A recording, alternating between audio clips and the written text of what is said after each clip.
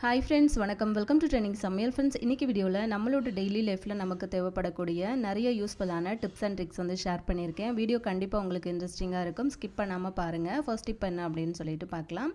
நம்ம எப்போவுமே இந்த மாதிரி முட்டைலாம் வந்து வேக வைக்கிற பாத்திரம் வந்து பார்த்திங்க அப்படின்னா, முட்டை வேக வச்சு முடிச்சதுக்கப்புறமா ஒரு மாதிரி கருப்பாக இருக்கும் இல்லையா? ஸோ அது வந்து கழுவும் போது நமக்கு உடனே அது வந்து போகாது. ஒரு 2-3 நாள் தொடர்ந்து நம்ம வாஷ் பண்ணிக்கிட்டே இருந்தோம் அப்படின்னா தான் போகும். அந்த மாதிரி உங்களோட முட்டை வேக வைக்கிற பாத்திரம் வந்து கருப்பாகாமல் இருக்கிறதுக்கு நம்ம வேக வைக்கும்போது இந்த மாதிரி கொஞ்சமாக உப்பும், அதுக்கப்புறம் வந்து நான் ஒரு 3-4 எலுமிச்சம்பழ தோல் வந்து சேர்த்துருக்கேன். சேர்த்ததுக்கப்புறமா எப்போவுமே அந்த தண்ணி வந்து நல்லா கொதிக்கும் போது இந்த மாதிரி வந்து முட்டையை வந்து சேர்த்துக்கோங்க. இந்த மாதிரி 2 பொருள் மட்டும்தான் நம்ம வந்து சேர்த்துருக்கோம். இந்த 2 பொருளுக்குமே வந்து பார்த்திங்க அப்படின்னா, நீங்கள் எந்த பாத்திரத்தில் முட்டை வந்து வேக வச்சிங்க அப்படின்னாலுமே உங்களோட பாத்திரம் வந்து கலர் சேஞ்ச் ஆகவே ஆகாது. இன்னும் சொல்லப்போனால் நீங்கள் வந்து வேக வைக்கிற டைமில் உங்களோட பாத்திரம் எந்த அளவுக்கு கலர் இருந்துச்சோ அதை விட நல்ல பிரைட்டாக தான் இருக்கும் இந்த 2 பொருள் வந்து சேர்த்து நீங்கள் வேக வைக்கும்போது. ஒரு தடவை நீங்கள் இந்த மாதிரி ட்ரை பண்ணி பார்த்தீங்க அப்படின்னாலே உங்களுக்கு நல்ல டிஃப்ரெண்ட் தெரியும். இப்போ வந்து முட்டை நல்லா வெந்து வந்துடுச்சு. இப்போ இதை வந்து நம்ம ஆஃப் பண்ணி எடுத்துக்கலாம். இப்போ தண்ணி வந்து சூடாக இருக்கிறதுனால கொஞ்சம் பச்சை தண்ணி ஊற்றிட்டு அதுக்கப்புறமா நான் அந்த முட்டையை வந்து தனியாக எடுத்துக்கிறேன். இப்போ நம்ம அந்த வேக வச்ச பாத்திரத்தை காட்டுறேன் பாருங்கள். சுத்தமாக வந்து கலர் சேஞ்ச் ஆகவே இல்லை. நிறைய பேர் வந்து ரீசெண்ட் டைமில் வந்து கேட்டிருந்தீங்க, முட்டை வந்து வேக வைக்கும் போது அந்த பாத்திரம் வந்து கருப்பாயிருது. ஸோ அதுக்கு வந்து டிப்ஸ் வந்து ஷேர் பண்ண சொல்லி. ஸோ பார்த்தீங்கன்னா உங்களுக்கு தெரியும். இந்த மாதிரி ட்ரை பண்ணி பாருங்கள். இப்போ நம்ம வந்து வேக வச்சு எடுத்தோம் இல்லையா? ஸோ அந்த முட்டையை வந்து எப்படி குயிக்காக வந்து உரிக்கிறது அப்படிங்கிறத பார்க்கலாம். அதே பாத்திரத்துக்குள்ளே சேர்த்துக்கிட்டேன். அதுக்கப்புறம் மேலே வந்து அந்த மூடியை போட்டுக்கிட்டு ஒரு 3-4 தடவை நீங்கள் குலுக்கி விட்டீங்க அப்படின்னா அந்த முட்டையோடு எல்லாமே வந்து பார்த்திங்கன்னா வெடிப்பு விழுந்து உங்களுக்கு சூப்பராக அந்த மாதிரி உரிக்க வந்துடும். பல்காக நீங்கள் ஒரு 10 முட்டை 20 முட்டை அப்படின்னு நீங்கள் உரிக்கிறீங்க அப்படின்னா இந்த டிப்பு வந்து உங்களுக்கு ரொம்ப ரொம்ப யூஸ்ஃபுல்லாக இருக்கும். டைம் வந்து ரொம்பவே உங்களுக்கு சேவ் பண்ணி கொடுக்கும். இதே ஐடியா வந்து யூஸ் பண்ணி ஹோட்டலில் வேலை செய்கிறவங்களுக்கு கூட, இப்போ ஹோட்டல்லலாம் பார்த்திங்க அப்படின்னா நல்ல பல்கான ஒரு குவான்டிட்டியில் வந்து முட்டையெல்லாம் வந்து உரிப்பாங்க இல்லையா? ஸோ அவங்களுக்குலாம் அது ரொம்ப ரொம்ப யூஸ்ஃபுல்லாக இருக்கும் அப்படின்னு நினைக்கிறேன். இந்த ஐடியாவும் உங்களுக்கு பிடிச்சிருந்ததுன்னா மறக்காமல் இந்த வீடியோக்கு ஒரு லைக் கொடுத்துருங்க. இப்போ நம்ம நெக்ஸ்ட் டிப் என்ன அப்படின்னு சொல்லிட்டு பார்க்கலாங்க.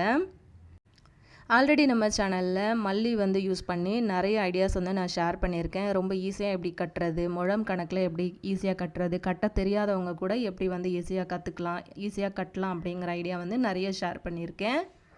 அந்த வீடியோ பார்க்கல அப்படின்னா கமெண்ட்டில் சொல்லுங்கள். அதுவும் இந்த வீடியோவுக்கு கீழே டிஸ்கிரிப்ஷன் பாக்ஸில் கொடுக்குறேன். இப்போ இன்றைக்கி நம்ம எப்போவுமே நார்மலாக கட்டுற மல்லியை விட இன்றைக்கி கொஞ்சம் டிஃப்ரெண்ட்டான ஒரு முறையில் நம்ம இந்த மாதிரி ரோஸ் அதோட இதழ்கள் எல்லாம் இருக்கு இல்லையா, அதை வந்து சேர்த்து தான் நம்ம இன்றைக்கி கட்ட போகிறோம். இது கட்டுறதுக்கு வந்து பார்த்திங்கன்னா இந்த மாதிரி ஒரே ஒரு உருளைக்கிழங்கு வந்து எடுத்திருக்கேன். நம்ம வந்து அந்த ஊசியை வந்து குத்தி வைக்கிறதுக்காக தான் உருளைக்கிழங்கு வந்து எடுத்திருக்கேன். அதுக்கப்புறம் வந்து ஒரு சின்ன காம்பு அந்த ரோஜா பூவில் இருந்ததுலேயும் அது வந்து ஒரு சின்ன பீஸ் மட்டும் கட் பண்ணி எடுத்துக்கிட்டு இந்த மாதிரி ஆல்ரெடி நான் வந்து ஊசியில் நூல் வந்து கோர்த்து எடுத்து வச்சுருந்தேன். இப்போ அந்த ரோஸ் காம்பை வந்து இந்த நூலில் விட்டு நல்லா இந்த மாதிரி பண்ணி எடுத்துக்கோங்க. நீங்கள் வந்து யூஸ் பண்ணுற ரோஸ் பெட்டல்ஸ் வந்து உங்களோட விருப்பம் தான். எப்படி வேணும்னாலும் இப்போ நான் வந்து எடுத்துருக்கிறது பார்த்திங்க அப்படின்னா அந்த நாட்டு பன்னீர் ரோஸ் இருக்கு இல்லையா? ஸோ அதுதான் எடுத்திருக்கேன். பெங்களூர் ரோஸ் அதோட பெட்டல்ஸ் இருந்தது அப்படின்னாலும் தாராளமாக எடுத்துக்கோங்க. பார்க்கறதுக்கு இன்னுமே ரொம்ப அழகாக இருக்கும். ரொம்ப பெருசாகவும் இருக்கிறதுனால நமக்கு கட்டும்போது ரொம்ப ஈஸியாக இருக்கும். இப்போ அந்த மல்லி இருக்கு இல்லையா, அந்த மல்லியை வந்து எடுத்துக்கிட்டு அந்த பெட்டல்ஸுக்கு நடுவில் இந்த மாதிரி வச்சு அப்படியே சுற்றிக்கோங்க. இப்போ நான் வந்து மடித்து விடுற மாதிரி இப்படி வந்து மடித்து எடுத்துக்கோங்க. மடித்ததுக்கப்புறமா நம்ம வந்து ஊசியில் வச்சு அப்படியே கோர்த்துடலாம். இதே மாதிரி மெத்தடில் நம்ம தொடர்ந்து எல்லா மல்லியையும் அந்த ரோஸ் பெட்டல்ஸ்க்கு நடுவில் வந்து வச்சு சுற்றி நீங்கள் இந்த மாதிரி கோர்த்து எடுத்துக்கோங்க. கோர்க்கும்போது நல்லா சுற்றி சுற்றி வந்து வச்சு, அதாவது ரவுண்டாக நீங்கள் அந்த மாதிரி கோர்த்துக்கோங்க. இந்த மாதிரி கோர்த்திங்க அப்படின்னா பார்க்குறதுக்கு ரொம்ப அழகாக இருக்கும். அது அந்த பிங்க்கும் ஒயிட்டும் சேர்ந்துருக்கிறதுனால ரொம்பவே லுக்காக இருக்கும். இப்போ நீங்கள் ஒரு ஃபங்க்ஷன்லாம் போகிறீங்க அப்படின்னும் போது இந்த மாதிரி வந்து பண்ணி நீங்கள் தலையில் வந்து வச்சுட்டு போகும்போது அவ்வளோ பேரும் உங்களை தான் பார்ப்பாங்க. அந்தளவுக்கு ரொம்ப அழகாக இருக்கும். இது வந்து நம்ம பார்லர்லலாம் கொடுத்து நம்ம வந்து ரெடி பண்ணுறோம் அப்படின்னா காசு நமக்கு ரொம்பவே அதிகமாக வாங்குவாங்க. அதே மாதிரி பூ கட்டுறவங்க கிட்ட சொல்லி நம்ம ரெடி பண்ணோம் அப்படின்னாலுமே ஜாஸ்தியாக வாங்குவாங்க. இப்போ வீட்லேயே நமக்கு ஒரு ஃபங்க்ஷன் இருக்குது, மேரேஜ் இருக்குது அப்படின்னும் போது கல்யாண பொண்ணுக்கு கூட நீங்கள் இந்த மாதிரி வந்து வச்சு ரெடி பண்ணி நீங்கள் வந்து யூஸ் பண்ணிக்கலாம். பார்க்கறதுக்கு ரொம்ப அழகாக இருக்கும். எப்போவுமே நம்ம வந்து மல்லி கட்டும்போது ஒரே மாதிரி வந்து கட்டாமல் இந்த மாதிரியும் வந்து நீங்கள் கட்டினீங்க அப்படின்னா ரொம்ப அழகாக இருக்குங்க பார்க்குறதுக்கு. இந்த மாதிரி நீங்கள் வந்து ஊசியில் வச்சு கோர்க்கும்போது உங்களுக்கு நல்ல திக்காகவும் இருக்கும். அதே மாதிரி வந்து பூ கட்ட தெரியாதவங்க கூட ரொம்ப ஈஸியாக இந்த மாதிரி ஒரு மெத்தடை யூஸ் பண்ணி ரொம்ப அழகாக நீங்கள் வந்து பூவை வந்து கோர்த்து எடுத்துக்கலாம். பாருங்கள், அவ்வளோதான். ஒரு 4-5 பேட்ச் வந்து நான் கோர்த்ததுக்கப்புறமா அந்த நூலில் வந்து எடுத்துக்கிட்டேன். பார்க்குறதுக்கு எவ்வளோ அழகாக இருக்குது அப்படின்னு சொல்லிட்டு உங்களுக்கு தெரியும்னு நினைக்கிறேன். இதே மாதிரி நம்ம வந்து திரும்ப இருக்கிற பூ எல்லாத்தையுமே வந்து அந்த ரோஸ் பெட்டல்ஸ்குள்ளே வச்சு சுற்றி அழகாக அந்த மாதிரி கோர்த்து எடுத்துக்கோங்க. நான் ஃபுல்லாக உங்களுக்கு வந்து கோர்த்துட்டு காட்டுறேன். இந்த ஐடியா மட்டும் யூஸ் பண்ணிங்க அப்படின்னா முழம் கணக்கில் கூட நீங்கள் வந்து பூ வந்து இந்த மாதிரி அழகாக நீங்கள் வந்து கோர்த்து எடுத்துக்கலாம். ஊசி வந்து பார்த்திங்க அப்படின்னா தையல் ஊசி அதாவது நம்ம துணி தைக்கிறதுக்கு யூஸ் பண்ணுற ஊசி தான் நான் வந்து யூஸ் பண்ணியிருக்கேன் இதுக்காக. அதனால நான் வந்து நம்ம துணி தைக்கிறதுக்கு யூஸ் பண்ணுவோம் இல்லையா நூல், அதுதான் வந்து ஒரு 2-3 மடங்காக வந்து ஜாயின் பண்ணி நான் வந்து சேர்த்துருக்கேன். கொஞ்சம் திக்காக இருக்கணும் அப்படிங்கிறதுக்காக. நீங்கள் பெரிய சைஸ் ஊசி எடுக்கிறீங்க அப்படின்னா கண்டிப்பாக வந்து உள்ளன் நூல் கூட நீங்கள் வந்து தாராளமாக சேர்த்துக்கலாம். பாருங்கள் எவ்வளோ சூப்பராக நம்ம வந்து கோர்த்து எடுத்துட்டோம் அப்படின்னு சொல்லிட்டு பார்க்குறதுக்கு ரொம்ப அழகாக இருக்குல்ல. ஸோ இந்த மாதிரி வந்து நீங்கள் முழம் கணக்கில் கூட வந்து உங்கள் அந்த பூவை வந்து அழகாக கோர்த்துட்டு ஒரு ஃபங்க்ஷனுக்கு வந்து வச்சுட்டு போகலாம். இந்த ஐடியா உங்களுக்கு ரொம்பவே பிடிச்சிருக்கும் அப்படின்னு நினைக்கிறேன். இது வரைக்கும் இந்த மாதிரி வந்து நீங்கள் பூ வந்து கோர்த்ததில்லை அப்படின்னா தாராளமாக நீங்கள் இது மாதிரி ட்ரை பண்ணி பாருங்கள். சின்ன பிள்ளைங்க கூட பார்த்த உடனே அழகாக வந்து இதை ரெடி பண்ணி எடுத்துடலாம். எனக்கு தேவையான அளவுக்கு நான் வந்து ஃபுல்லாக கோர்த்து எடுத்துக்கிட்டேன். அதுக்கப்புறமா ஃபைனலாக இன்னொரு சின்ன துண்டு அந்த ரோஜா பூவோட காம்பு வந்து சேர்த்துக்கிட்டு அதையும் வந்து கோர்த்து இதை வந்து டைட் பண்ணி விட்டுருக்கேன். ஸோ அதுக்காக தான் நம்ம வந்து கோர்த்து இருக்கிறதுனால அது வந்து லூஸ் ஆகிடக்கூடாது, அதே மாதிரி கலண்டு வந்துடக்கூடாது அப்படிங்கிறதுனால நான் அது வந்து டைட் பண்ணுறதுக்காக அந்த ரோஜா பூவோட காம்பு வந்து ஆட் பண்ணியிருக்கேன், அதாவது சேர்த்துருக்கேன். அதுக்கப்புறம் நம்ம வந்து இந்த நூலை கட் பண்ணிவிட்டு அதை 2ஆக பிரித்து ஒரு 4-5 முடிச்சு வந்து போட்டு விட்டுருங்க. அவ்வளோதான். இந்த மாதிரி செஞ்சிங்க அப்படின்னா அது வந்து உங்களுக்கு அந்த முடிச்சும் வந்து அவராது, கோர்த்துருக்கிற பூ வந்து உங்களுக்கு கலண்டும் வந்து வராது. ஸோ கண்டிப்பாக இந்த ஐடியா வந்து யூஸ் பண்ணி நீங்கள் வந்து பூ கட்டி பாருங்கள். ரொம்பலாம் நமக்கு வந்து டைம் எடுக்காது. கொஞ்சம் நேரத்துக்குள்ளேயே வந்து பார்த்திங்க அப்படின்னா முழம் கணக்கில் அழகாக கட்டி எடுத்துடலாம். இப்போ வந்து நம்ம அந்த ரோஸ் பெட்டல்ஸ் வந்து வச்சுருந்தோம் இல்லையா, கொஞ்சம் நீட்டிக்கிட்டு அதாவது கொஞ்சம் நீளமாக இருக்கிற மாதிரி எனக்கு ஃபீல் ஆனதுனால இதை வந்து அடிப்பகுதியில் நான் சிஸ்ஸர் யூஸ் பண்ணி அங்கங்கே இருக்கிற அந்த நீளமாக இருக்கிற இது எல்லாத்தையுமே நான் அந்த மல்லியோட சைஸுக்கு தகுந்த மாதிரி நான் இதை வந்து ஃபுல்லாக கட் பண்ணி விட்டுறேன். இந்த மாதிரி கட் பண்ணும்போது பார்த்திங்க அப்படின்னா இன்னுமே நல்ல லுக்காக இருக்கும். உங்களுக்கு தேவைப்படுச்சு அப்படின்னா இந்த மாதிரியே யூஸ் பண்ணிக்கலாம். இல்லை நான் கொஞ்சம் கட் பண்ணிக்கிறேன் அப்படின்னாலுமே நீங்கள் இதே மாதிரி வந்து கட் பண்ணி எடுத்துக்கலாம். கட் பண்ணினதுக்கப்புறம் நான் காட்டுறேன். பாருங்கள் ஃபுல்லாக நான் வந்து கட் பண்ணி எடுத்துட்டேன். இப்போவே வந்து பார்க்குறதுக்கு ரொம்ப அழகாக இருக்குல்ல. இப்போ நம்ம ஒரு கொண்டெல்லாம் வந்து போடுறோம் அப்படின்னா அதுக்கு மேலே வந்து வச்சு அழகாக பின் பண்ணுறதுக்கு ரொம்ப சூப்பராக இருக்கும்.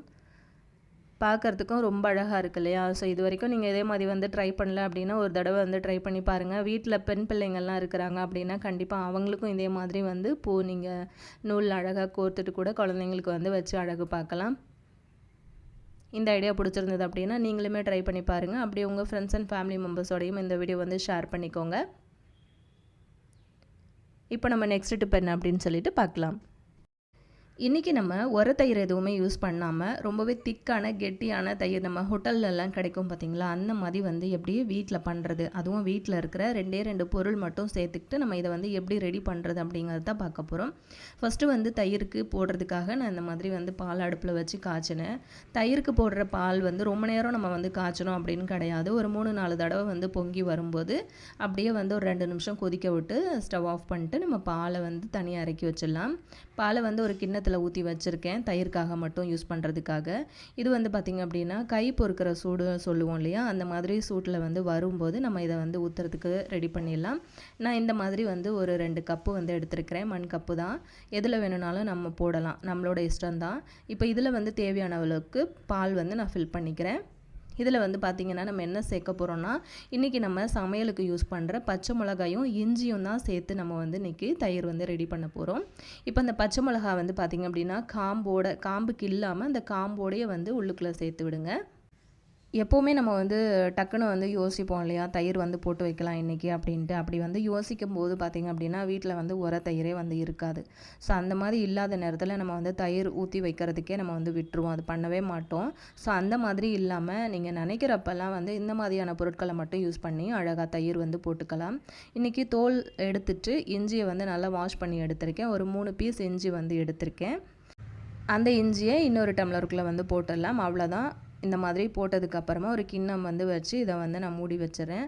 ஒரு 10லேருந்து 12 மணி நேரம் இதுக்கு வந்து நம்ம டைம் கொடுக்கலாம். அப்போ தான் இது வந்து ரெடியாகி வரும். அதாவது ஒரு ஓவர் நைட் ஃபுல்லாகவே வந்து விட்டுருங்க. பார்த்திங்க அப்படின்னா உங்களுக்கு வந்து நல்லா தெரியும்னு நினைக்கிறேன். ரொம்ப சூப்பராக அழகாக வந்து செட் ஆகி வந்திருந்தது. நான் இன்றைக்கி யூஸ் பண்ண பால் வந்து பார்த்திங்க அப்படின்னா நம்ம பாக்கெட் பால் வந்து சேர்க்கலை, பால்காரர்கிட்ட வாங்கின பால் தான் நான் இன்றைக்கி வந்து சேர்த்துருக்கேன். ஸோ அதுதான் வந்து நல்லா திக்காக வந்து கிடச்சிருக்கு. ஆனால் லைட்டாக வந்து தண்ணி இருக்கிற மாதிரி இருந்தது. ஸோ அவங்க வந்து தண்ணி கொஞ்சமாவது மிக்ஸ் பண்ணாமல் கொடுக்க மாட்டாங்க இல்லையா, ஸோ அந்த தண்ணி தான் இருக்கும்னு நினைக்கிறேன். அதுக்கப்புறம் பார்த்திங்க அப்படின்னா ஒரு ஸ்பூன் வச்சு நான் எடுத்து காட்டுறேன் பாருங்கள், எந்த அளவுக்கு நல்லா திக்கான தயிர் வந்து கிடச்சிருக்கு அப்படின்னு சொல்லிட்டு.